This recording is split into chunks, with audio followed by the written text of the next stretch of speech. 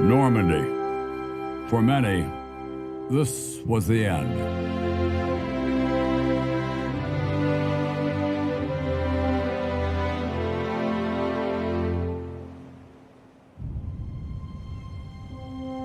For many more, it was the beginning.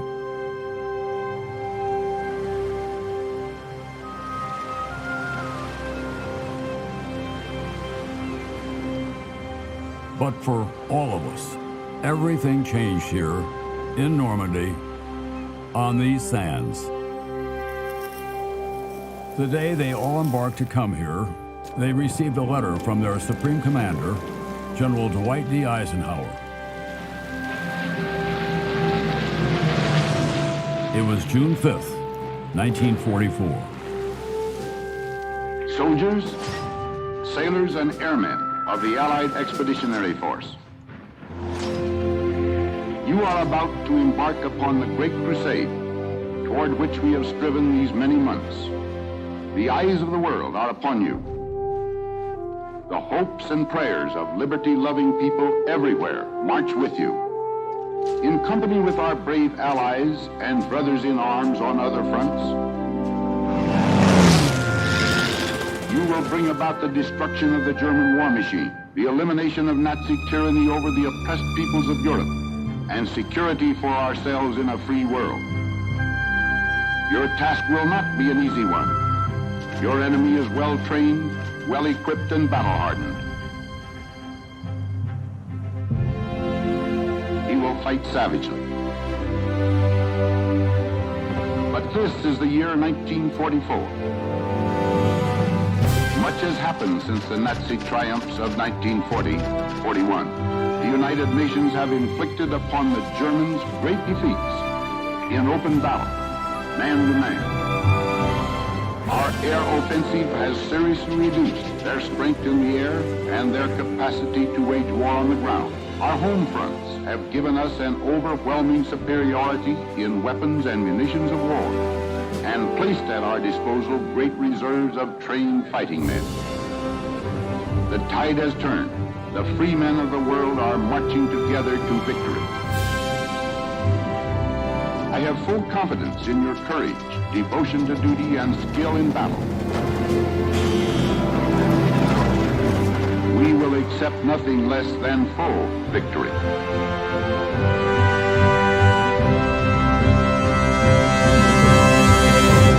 Good luck, and let us all beseech the blessing of Almighty God upon this great and noble undertaking.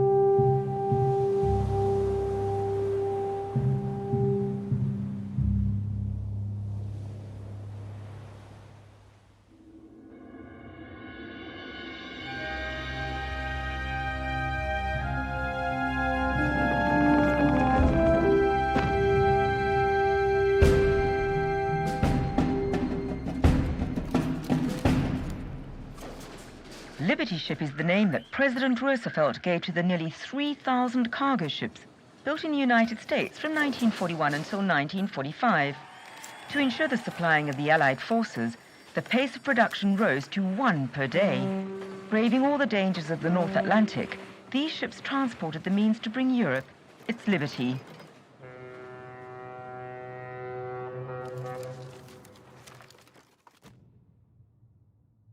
There have always been wars in one place or another on our planet, but during the 20th century, war extended to the entire world twice in the space of 20 years.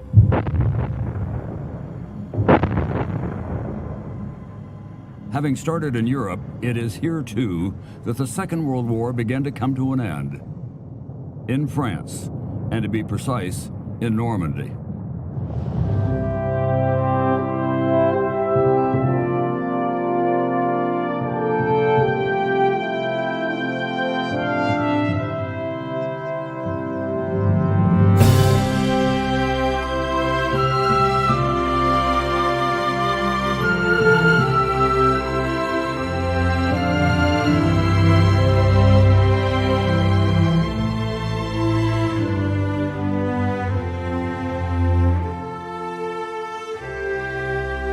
It was here in Normandy that a new balance for the world as we know it today was forged. But during the war, Normandy was not as welcoming as it is today. Because from 1940, France, like most of Europe, was occupied by German troops of the Third Reich, led by Adolf Hitler, with Italy as its ally forming the Axis. Only the United Kingdom remained free after its victory in the Battle of Britain.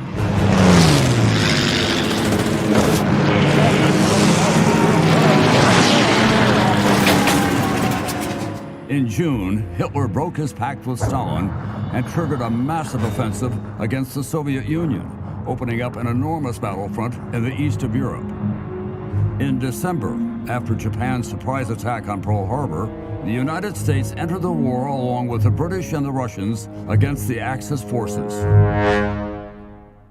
Despite Japan's infamy, Franklin Roosevelt agreed with Winston Churchill to liberate Europe first. Hitler knew this. To concentrate his best troops on the Eastern Front, he had to protect his western flank from a seaborne attack. In March, he ordered the building of a defensive system along 4,000 kilometers of coastline, the Atlantic Wall. By that August, construction had only got as far as the foundations when the Canadian troops attempted a first landing operation at Dieppe. August 18th, 19th, and 20th, 1942. Dear Mom and Dad, there's enough moonlight for me to continue my letter aboard our assault barge. If I should be among the casualties, Jacques will let you know what happened to me, as we've promised to do this for one another, in case one of us does not return. I love you from the bottom of my heart. Robert.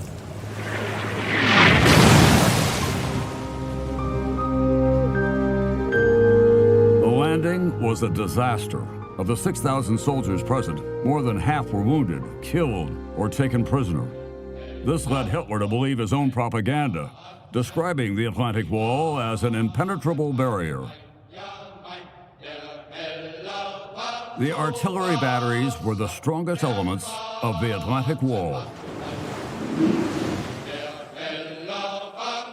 Hidden back from the shoreline, each bunker housed a cannon that could destroy a ship 20 kilometers away.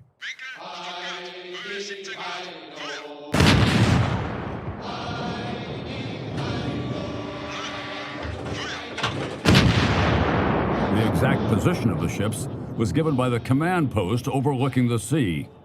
Each battery was a small fortress capable of devastating a fleet.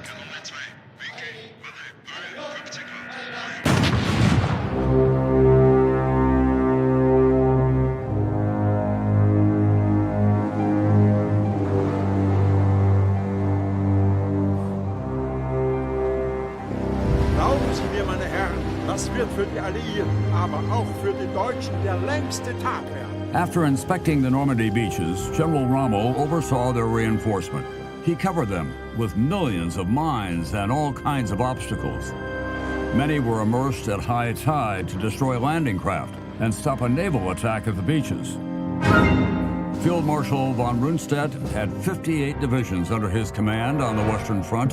39 of these, averaging 14,000 men each, were placed under Rommel's orders. Well protected behind the wall, an army of engineers developed new weapons that could tip the war in favor of the Axis. V-1s, the first cruise missiles, and V-2s, the first rocket missiles, could be aimed at England. And once operational, the first jet aircraft would be able to surpass the fastest Allied fighters.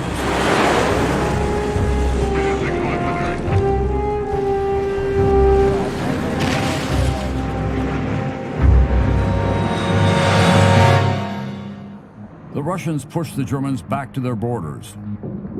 The Allies retook North Africa and surged into southern Italy. The opening of a second front in Western Europe would allow them to take the Third Reich in a pincer attack. But first, they needed to breach the Atlantic Wall. That was the aim of Operation Overlord, commanded by an American general, Dwight D. Eisenhower.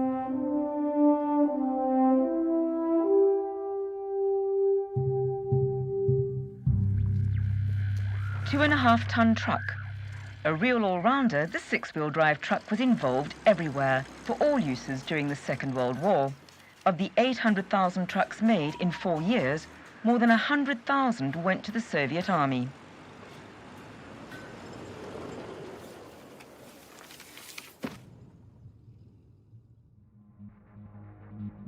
Since entering the war, the United States had developed its military effort with an enormous industrial capacity. The Allies had won the Battle of the Atlantic, and now even England's numerous ports were not enough to accommodate all of the arriving ships. For the military forces of 12 different nations, the whole of England became a gigantic training camp.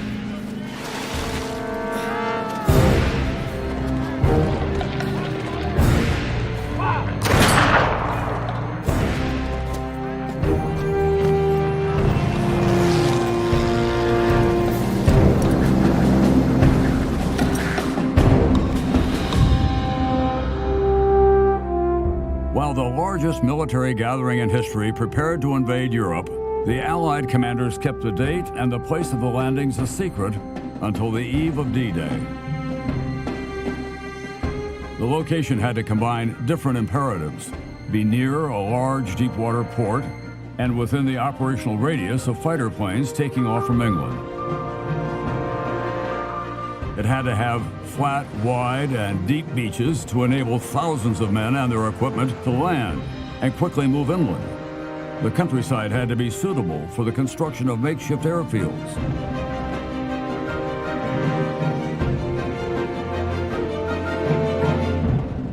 In the end, 2 French locations fit all the criteria best: the Calais area and western Normandy.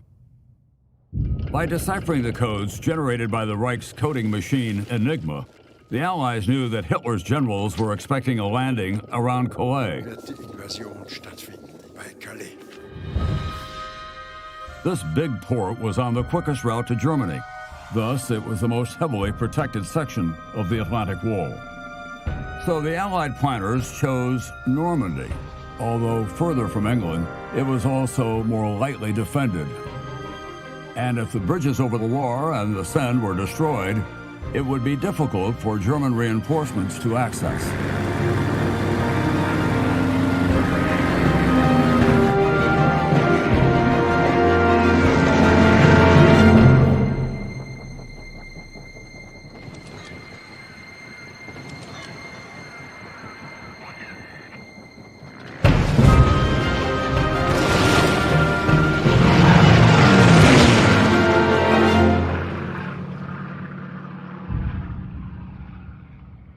To increase the element of surprise, the Allies launched Operation Fortitude, an elaborate deception plan to encourage the Germans to concentrate their troops away from Normandy. Double agents reported information on the 1st U.S. Army Group amassing just across from Calais, commanded by the legendary General Patton. But these armies were fake. In addition, clouds of metallic strips were dropped to deceive radars spread along the coast and create the illusion of a large-scale attack. At dawn, on D-Day, big clouds of this chaff were dropped around Calais. At the same time, the Allies did everything possible to get intelligence on Normandy. They collected millions of postcards and family photographs of the coastline from before the war. They took aerial photographs and sent in commandos to collect sand samples from the beaches.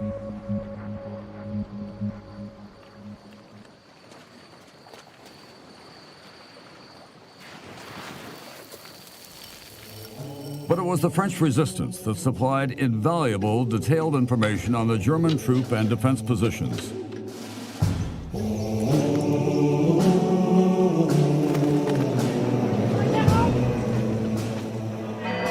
Exiled in London, General de Gaulle appealed to French men and women at home to rise up against the German occupation and form the resistance, a real shadow army. Risking their lives, they carried out orders sent from London. Every evening, in the greatest of secrecy, they listened to a special British radio program.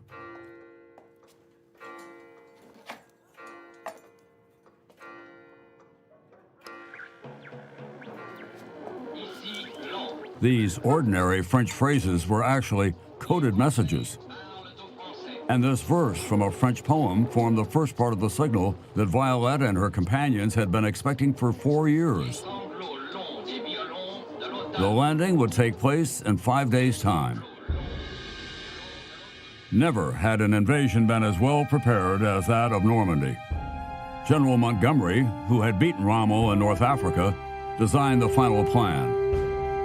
More than 130,000 men would land on 5 codename beaches: Utah and Omaha for the Americans, Gold and Sword for the British, and Juno for the Canadians. These beaches stretched 80 kilometers along the coast. For the Americans, objective number 1 was Cherbourg. Impossible to capture from the sea, they needed to seize this important port from the land.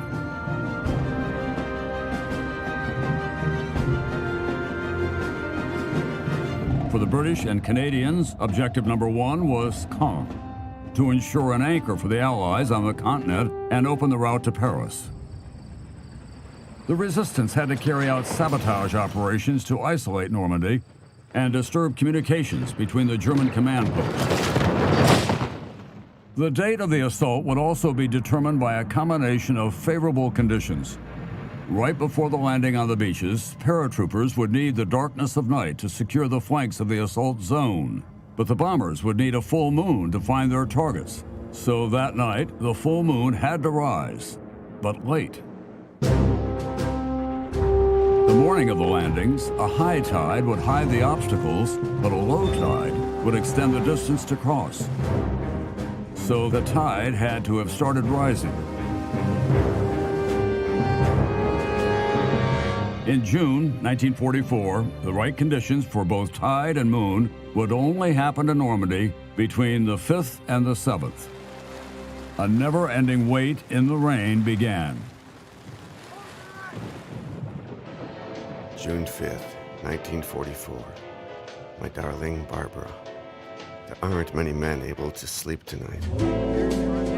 Most of us are sitting around talking, generally doing what men do when they're anxious. A little afraid, not wanting to show it. Okay, we'll go. With these words at dawn on June 5th, after a final weather report promising marginal conditions, Eisenhower launched the largest and most important military operation ever.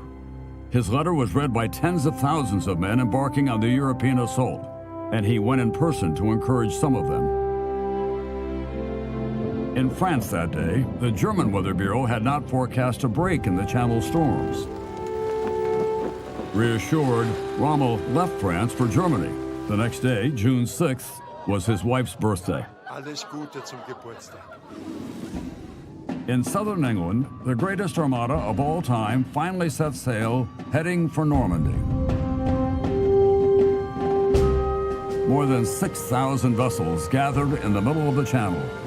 Except for the easily recognizable 4-engine bombers, all Allied aircraft were painted with white and black invasion stripes that could be seen from a great distance and thus avoid friendly fire from the ground.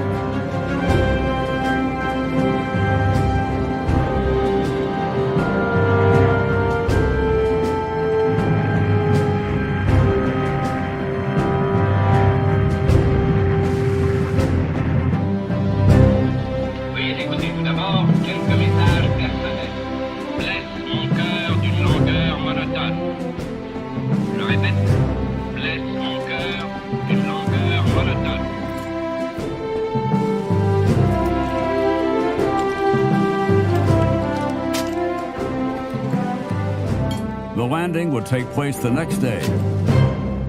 June 6th would become history. C-47 Skytrain. This military version of the DC-3 was nicknamed Dakota by the British. It was used for parachuting, glider towing, troop transport, casualty evacuation, freight and postal delivery. With over 10,000 made, it is the most produced transport plane in history.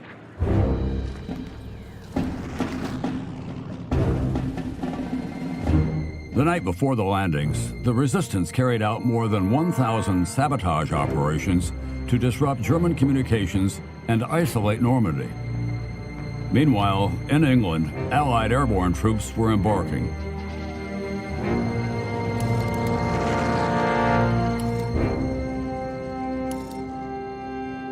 Just after midnight, 6 gliders carrying 30 men each landed between the Caen Canal and the Orne River bridges. They had been mined, and it was crucial to seize them intact. The forces arriving later from the beaches would use them to quickly reinforce the eastern flank. Taken by surprise, both bridges were captured and demined within a few minutes.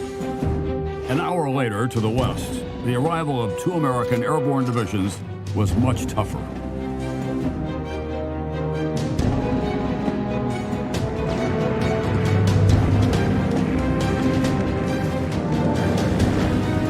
The 13,000 American paratroopers were dropped from their C-47s over a huge area behind Utah Beach, many far from their targets around Sainte-Mère-Église and Sainte-Marie-du-Mont. The Germans had flooded much of the area behind the beaches, and dozens of paratroopers drowned on landing. Undetected by the Germans, the Armada, led by cruisers and battleships, dropped anchor about 20 kilometers from the coast, most of them out of range of German artillery batteries.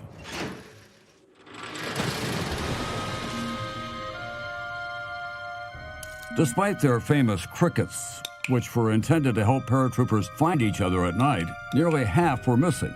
But Sainte-Mère-Église was taken, and thus the Americans controlled the Cherbourg Road. The position had to be held until reinforcements could arrive from Utah Beach. Soldiers were transferred from troop ships to landing craft, each with 32 men. The Long-sur-Mer artillery battery was right in the middle of the Allied landing zone. At dawn, on June 6th, the horizon was hidden by fog.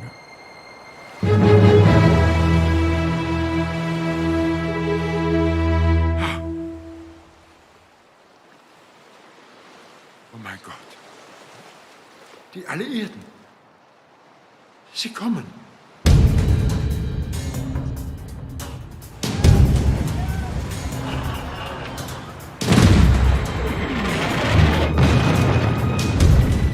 While the landing craft approached the shore, Allied ships blasted the German coastal defenses. The firepower became apocalyptic when hundreds of bombers took over from the fleet. Flying along the coastline, medium-sized bombers dropped their bombs on Utah Beach fortifications, targeted strikes that destroyed most positions along the shore. At the same time, over Omaha Beach, heavy bombers attempted a frontal attack. Lack of visibility and fear of hitting their own landing craft delayed their bombing for a few seconds. So despite the bombing, the defenses of Omaha Beach remained intact. Strong currents pushed the first assault waves nearly 2 kilometers south, fortunately for them. Here, the German defenses were lighter. The follow-on convoys were directed to the same location.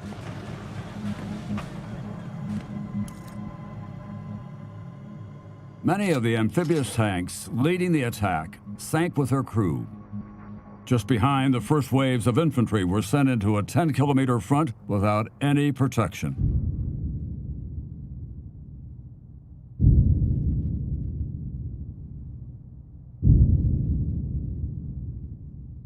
The battery at the top of Pointe du Hoc was still a threat to both Utah and Omaha beaches. After sustained bombing, 225 U.S. Rangers stormed the eastern flank of the cliff to neutralize those guns. The climb to the cliff top and the subsequent fighting were murderous. But 20 minutes after the start of the assault, the bunkers were captured.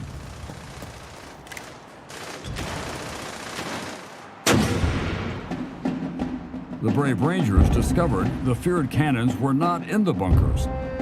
Hidden a kilometer away, they would be found and destroyed.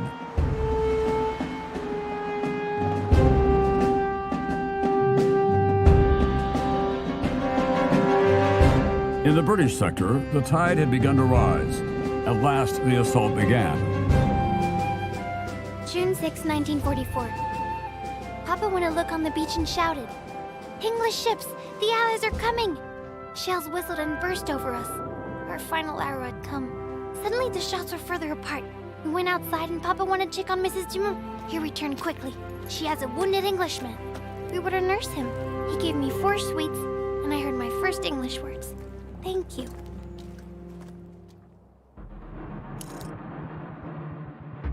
Close to 25,000 British soldiers landed on a 5-kilometer front to the east of the planned site. Their mission was to capture Bayeux, but first to take the high ground overlooking Aramonche.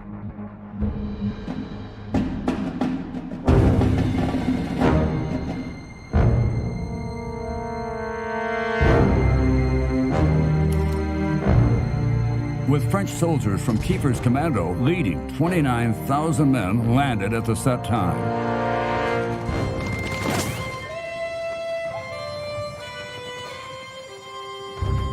After crossing Pegasus Bridge, they were set up on both banks of the Orne River.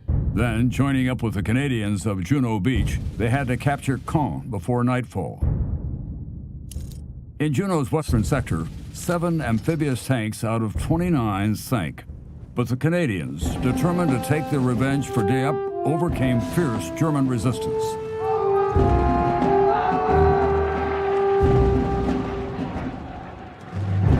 Their mission? Join up with the British from Sword Beach and capture the Caen airfield. At the German headquarters, confusion reigned. They were awaiting Hitler's orders, yet the only order he had given was not to be awakened before 9 a.m. Still trapped between German crossfire and the rising tide, American troops were being decimated. Then, 8 destroyers charged toward the beach at flank speed from the sea. They came in close to fire on the deadly cannons. The shots were spot on. Taking advantage of this unexpected support, small groups broke through the German defense lines. Aiming for the Orne River bridges, heavy bombers dropped more than 150 tons of bombs on Caen. We heard aircraft hovering above. Boom! We hid in the bathroom. I was facing my cousin, who smiled at me one last time as a second bomb fell on the house next door. Everything collapsed. Therese and I were buried under the rubble. We fell all the way through the cellar, and we had 2 floors and the attic on top of us. Therese said nothing. She was next to me, and her right arm was around my waist. I was begging to get me out of there as quickly as possible. And they brought me here, to the shelter. Now, back in France, Rommel learned that Hitler had finally agreed to release some of the reserve armored divisions. The 21st Panzer Division launched a counterattack and reached the coast, but outnumbered and surrounded, it withdrew to the north of Caen. Saint-Mère-Église was now seized. The road to Cherbourg was in the hands of the U.S. Army, and around Sainte-Marie-du-Mont, the bridgehead was firmly secured behind Utah Beach.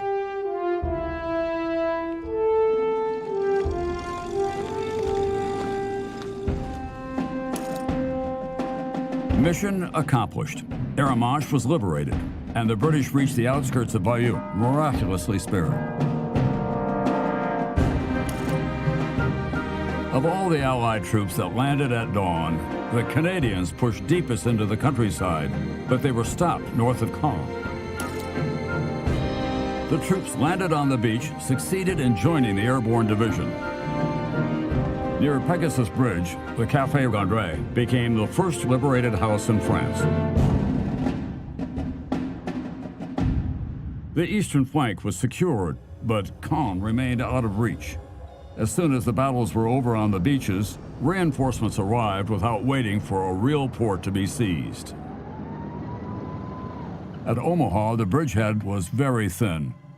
Soldiers and civilians suffered heavy losses, but the landing was a success. By the evening of June 6th, the Allied forces had opened up a large breach in the Atlantic Wall.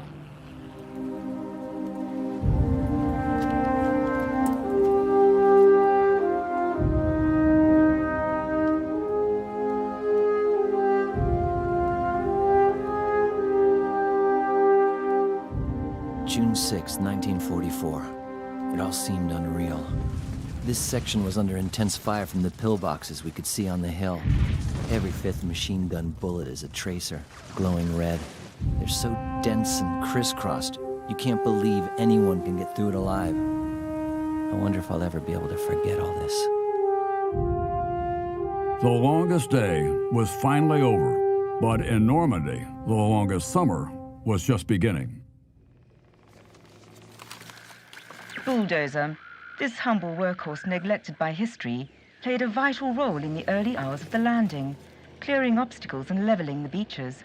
Later, it cleared roads, dug passages through hedges, plowed under the minefields, and, most importantly, created makeshift runways.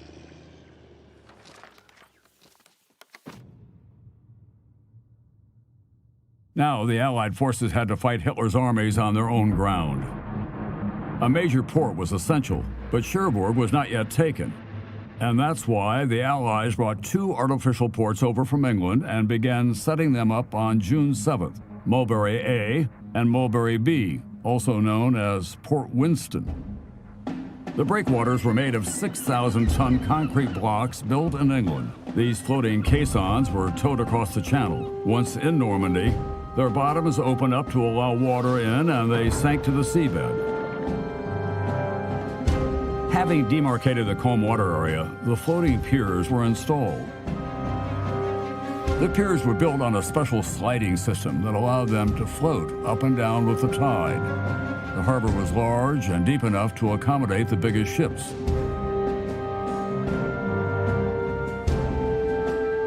Only 10 days after D-Day, each Mulberry was able to disembark thousands of equipped men, hundreds of vehicles, and up to 7,000 tons of supplies a day. Mulberry A was destroyed by a violent storm on June 19th. Desperate to reach their top priority objective, the Americans, led by General Collins, captured Fortress Cherbourg just 20 days after D-Day. The Cherbourg harbor, badly damaged by the Germans, was once again made functional by August, and for months it was the busiest port in the world. Fuel came via pipeline under the channel. The Germans tried to use the railway lines, but Allied aerial supremacy was total.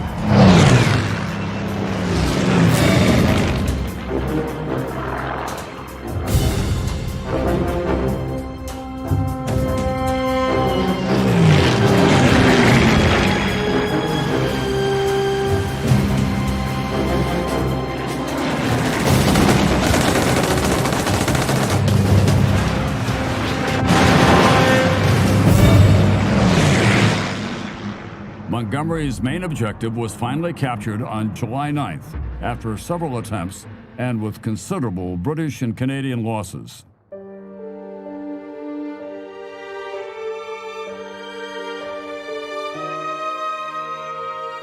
Sunday, 23rd of July. Many French civilians have returned to what remains of their villages. It is very touching to see how they take care of the graves of our soldiers. It was often impossible to bury them in the cemetery during the heat of the battle. And the men are often buried where they fell.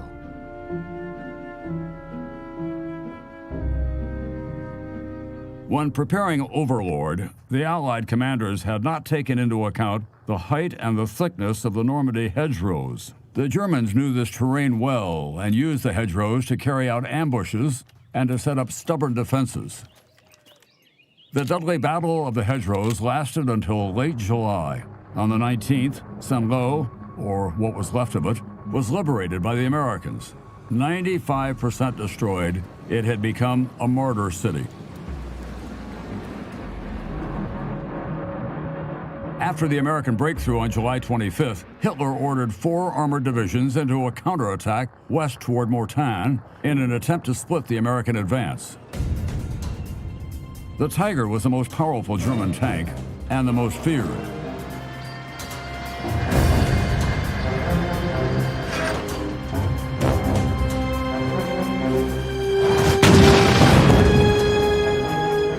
But the Allied forces had become real tank killers.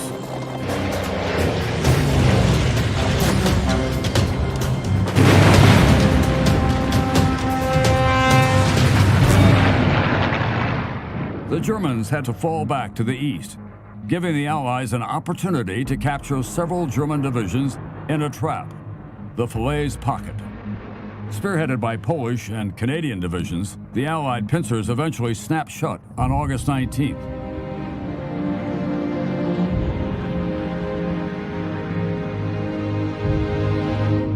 "40,000 Germans had surrendered by August 21st. 100 days after D-Day, the Battle of Normandy was finally over. The road to Paris was now open. The Jeep. Today, we might argue about how the Jeep got its name, but everyone considers this four-wheel drive vehicle a symbol of the liberation of Europe. According to Eisenhower, the bulldozer, the 2.5-ton truck, the C-47 Skytrain, and the Jeep are the keys to victory. The human cost of the Battle of Normandy was enormous. More than 200,000 Allied dead or wounded, and nearly 400,000 dead, wounded, or captured on the German side. The Norman civilian toll was also very heavy, up to 20,000 dead, mostly victims of the bombing of their cities. But the course of the Second World War had definitively shifted in favor of the Allies.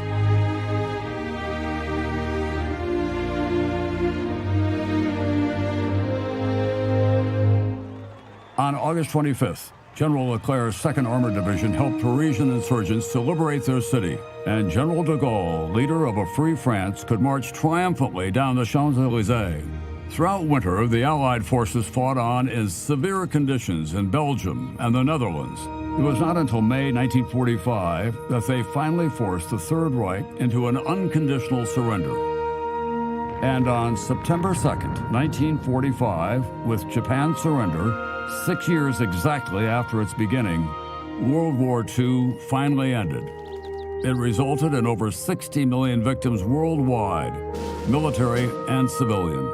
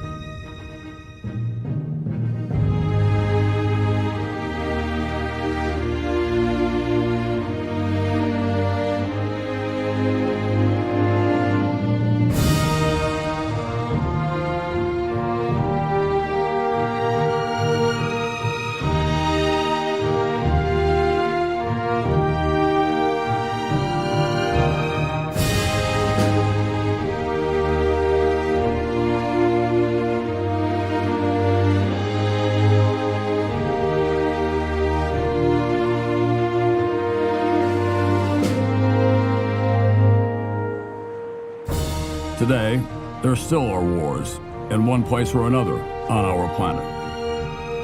But most of us live freely, in a relatively peaceful world. Well, the last witnesses of the Second World War are departing forever. Let us not forget what millions of men and women had to suffer in order to leave us a better world.